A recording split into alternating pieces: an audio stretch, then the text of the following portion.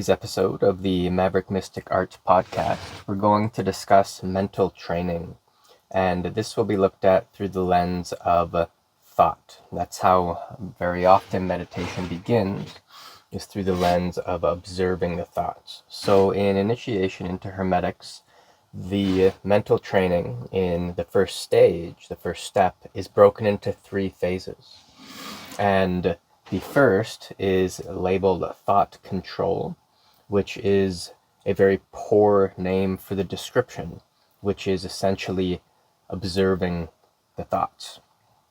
Now, when we are observing the thoughts, we want to be very, very aware of how we interpret the instructions. So typically, if you receive the instruction of observing the thoughts, you might then journal the thoughts that arise, and your attention will be devoted to inflating the thoughts, right? The attention feeds the thoughts with energy because that is what we are trying to perceive. And if success from a subconscious level is perceived as observing the thoughts, then we need to have thoughts. They have to be clear for us to perceive them, and that's how we might experience success in that exercise from an initial viewpoint of the instructions. Now, when we look at that exercise further, and instead of deifying or pedestalizing the formed thought, we look at the thoughts as the stream from the energy itself of that mental substance as it coalesces slowly and comes together and forms a thought. And then as that form of thought starts to break apart and fall away, just as all manner of life, the thoughts are no different. They have a life of their own. They come together and they separate and fall apart.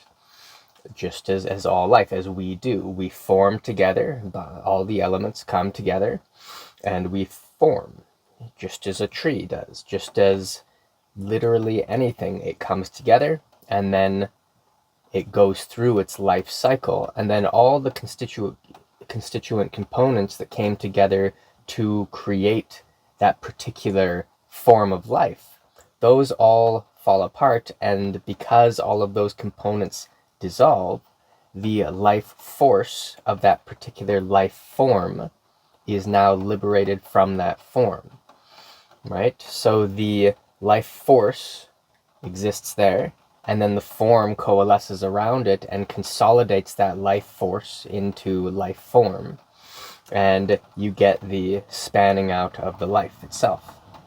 Now, when we're looking at thoughts, we want to apply the same awareness, the same understanding of the becoming of that life form, that thought form, and the unbecoming of that life form, that thought form. So, this allows us for an incredible depth of practice. The scope of exploration you can do with this is quite monumental, because prior to there being a fully fledged form of thought, there's a whole cascade of events that occur. And as that form of thought starts to break apart, as that life form starts to decay and return to its components of mind substance, there's a whole cascade of events that occur. So we practice this, we work on it, and we could relabel this observing the arising, the becoming of the thought forms, and the unbecoming of the thought forms. And if we relabel the name of this exercise, this is a really nice doorway for a much deeper exploration of what this mind thing is, and what mind substance is. What is thought substance? What are different densities that thoughts occur at, and that mind forms into something that is recognizable as a thought. So that is a little deeper breakdown into controlling the thoughts, because you're really not doing that at all. You are moving beyond identifying with the thoughts. And as we've discussed many times on this channel, when we identify with something, that creates an enclosure for it, and the energy gets stuck in that enclosure. Okay? So as we continue to explore just this one, we start to realize that we can get out of the way more and more and more and more. What is the source of that thought form? Where did it come from? And where will it go? Right? Good old Cotton Eye Joe. So where did it come from? Where will it go? And if you watch this happen, if you don't stick to any of it, then the moment of that life form, of that thought, is usually just infinitely brief. It just flickers into appearance, boom, and flickers right back out. And at the whole wave of this process of the becoming of that thought form, the unbecoming of that thought form, there's just innumerable points that the identity can get stuck in, right?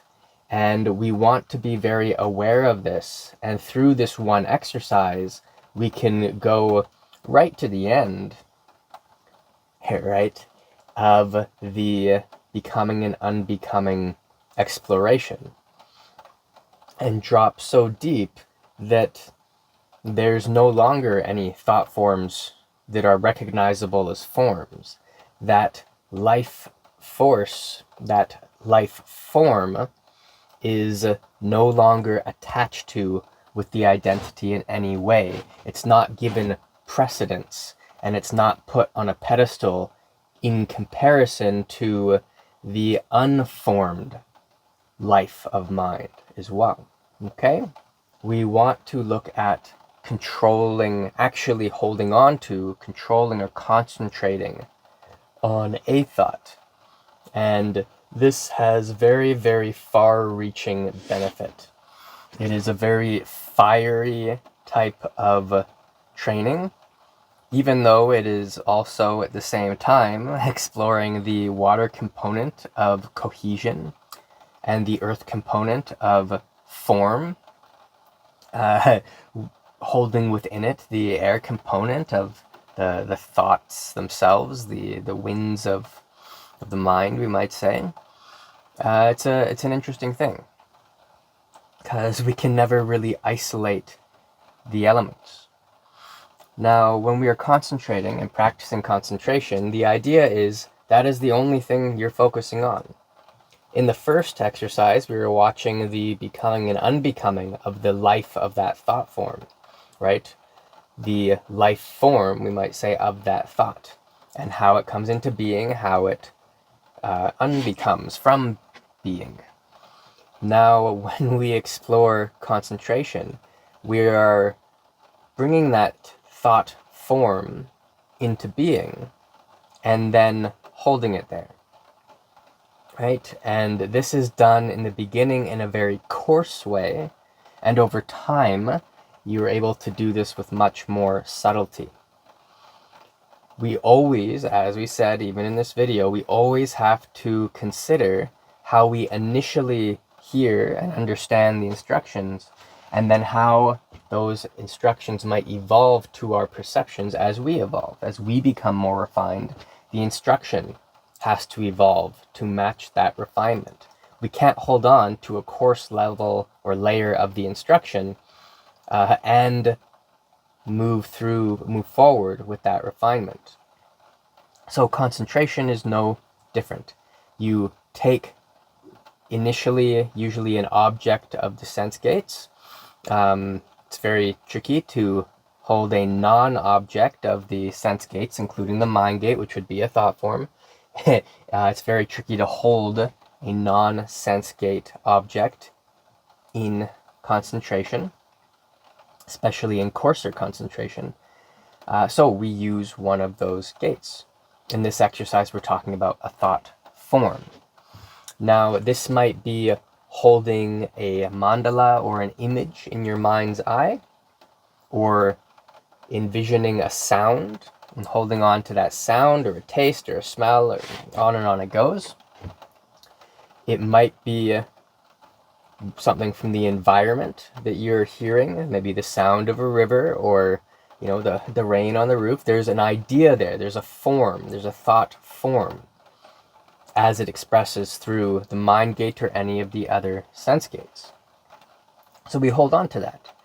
And what you'll notice is that it's, in the beginning, very tricky to actually sustain focus on that object.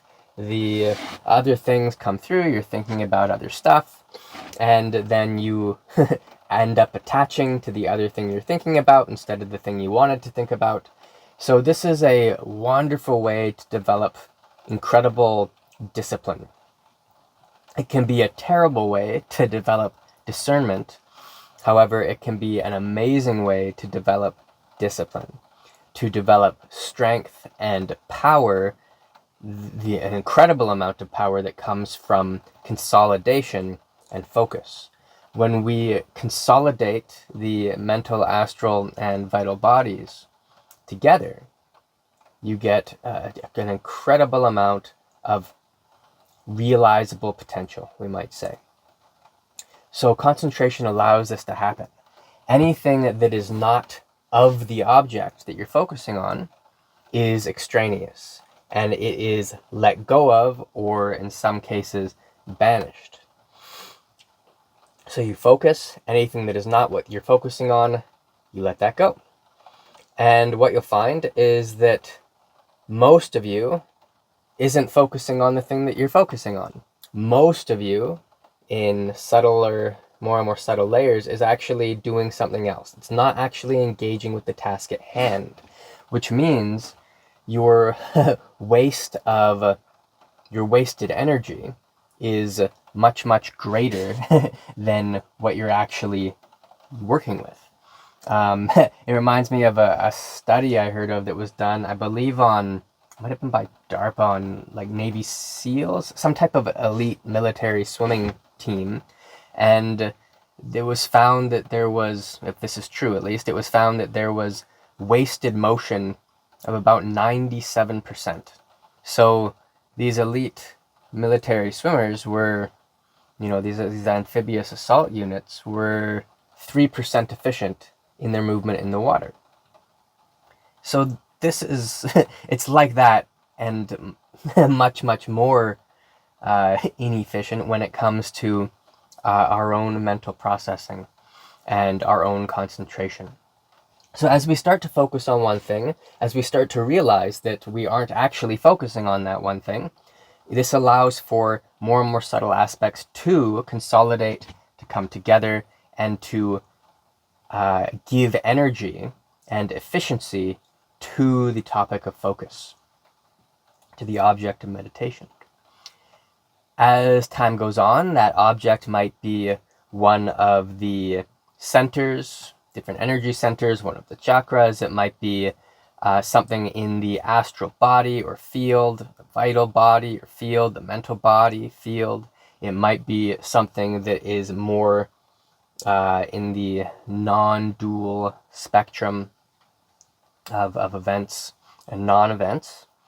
And we want to be aware of this. So maybe it's something in the astral body and we're looking at an emotion, and you want to be able to hold on to that emotion so that you can study it and explore it. It's very difficult to study something if it's just gone, right? So if we want to study and explore the formful world as it exists, mentally, astrally, vitally, then we need to be able to hold on to a thought. And this can extend from holding on to a specific thought or sensory perception to a string or a stream of thoughts and sensory perceptions. So maybe what you hold on to is an aspect of a process that is unfolding. Right? You are concentrating on, and this is where it gets really funny, you're concentrating on a specific bandwidth of how the thoughts maybe arise and fall away. Or you're concentrating on, let's say, a more like normal life type of process. Maybe you're putting together a house plan or something like that. You're engaged in some type of creative project. Maybe you're writing a book or working with, art or whatever it is you're doing, and you go into that space of concentration and you allow for this particular stream of thoughts to unravel, but you don't allow for any extraneous random stuff to come in. So you're consolidating your awareness into a particular stream of thoughts, a stream of exploration. And this is something that a lot of intellectuals and thinkers can be quite good at, is really inventors as well, to be just consolidating things into a stream. It might not be static, like holding on to some aspect of awareness that comes through a sense gate.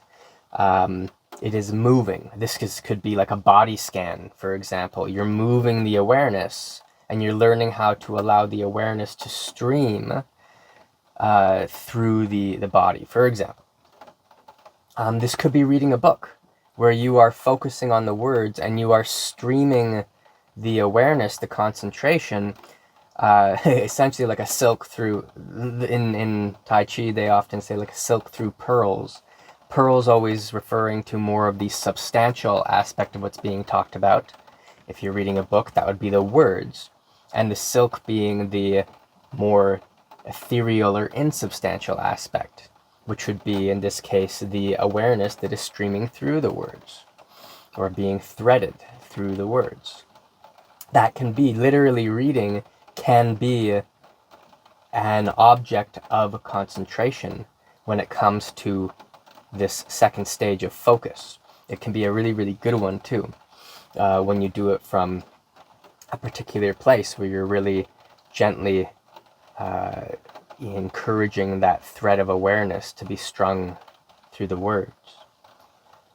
So the other aspect of this second phase of the training is, or second phase of the thought exploration that we're talking about, is to be able to choose different segments of life, and you focus on those immediately. So because you've practiced focusing and concentrating on one particular thought form, one particular form of expressed awareness, or consolidated awareness as it rubs through and against the sense gates, you can then start to use this when it comes to transitioning between tasks in daily life. So the examples often given is like, when you're at work, you focus on work. When you're at home, you focus on being home. If you're with your kids, you focus on being with your kids. They are the object of concentration, or that relationship is the object of concentration. When you're with your partner's the object of concentration, or that relationship becomes the object of concentration. Whatever it is you do, you go to the grocery store, you're at the grocery store. As my first Tai Chi teacher once said, when you're walking, walk. And he said that with some annoyance, as I was at a stage where I was very annoyingly trying to observe how he did all his movement and walking, and we were walking around and I was like moving around trying to get different angles. How's this guy walking? And as anyone who's done, like a sports, when you get in the way too much, or we could look at that as when you separate yourself, when you pull yourself apart, when you unconsolidate or deconsolidate that alignment of mind, feeling, and body, then you're really not all engaged in that task. So this concentration phase is about alignment and about everything coming together to consolidate behind, through, as the object of concentration. Or we could also look at that almost universally as the relationship of concentration, because that is what concentration is doing. And it does this relationshiping until the relationship breaks down, as in the object of concentration and the enactor of concentration, right? Subject and object become one. And then you've taken the concentration exercise to a particular type of pinnacle, which is the introduction or the opening, the falling through or entry point into the the akasha, into emptiness. Because underneath that concentration, there is an emptiness. The same can happen in the first exercise, where you are watching the becoming and unbecoming of thoughts, thought forms, the life form of thoughts, where as you keep observing that, those waves settle out, and you end up finding that there is an interesting type of relationship with mind, substance itself, and emptiness. Then, the last exercise of this particular series of mental training explorations is what is called vacancy of mind. And this, you could say, some might say, is the akasha, where there is no thoughts, there's no thoughts that are being held, there's no thoughts that are blossoming into and falling out of form, there's just nothing. Now, the funny thing is the instructions for this are, if a thought arises, banish it, which is hilarious, or reject it. And rejecting is it's a doing. Just as concentration is a doing, rejecting is an attempted undoing. It's a funny thing. So rejection implies that there's two. How can you reject? You can't reject not two, right? You can't, just like you can't accept when there's not two. Accepting disappears, rejecting disappears. And so when you hear about these three exercises, some might refer to concentration being to the electric fluid, fire element, the watching the thoughts being more to the water element, and then the vacancy of mind being kind of to the akasha. So we have yin of the thoughts coming and going, the yang of concentration, and then the wuji or akasha of the vacancy of mind. However, the vacancy of mind, if rejecting is at play, is not vacancy of mind. If a thought arises, it's not vacancy of mind. If you banish that thought, it's not vacancy of mind. Just as when you're holding something in concentration, it's not vacancy of mind. Or if you are observing the arising and falling away of thoughts, it's not vacancy of mind. And so I find this particular instruction or exercise to be pretty pointless when it comes to what we're working with, because both the first and the second one take you there, but it's very hard to just show up somewhere, to just be there, right? That is very tricky, which is why having a particular task to engage with is very useful in the beginning. When it comes to these three, sometimes they get put at different parts of the sort of like the wave arc, where you might have vacancy of mind being sort of the middle in between the two poles, right, as we were saying, and then concentration and watching the thoughts. But you can also look at this with watching the thoughts being the middle, and concentration, holding something, and holding nothing being the opposites, right? And you could also look at concentration being the neutral ground or the middle, and vacancy of mind and watching the thoughts being the poles. So through cycling the lens through which we view these exercises, this opens up a lot of doors.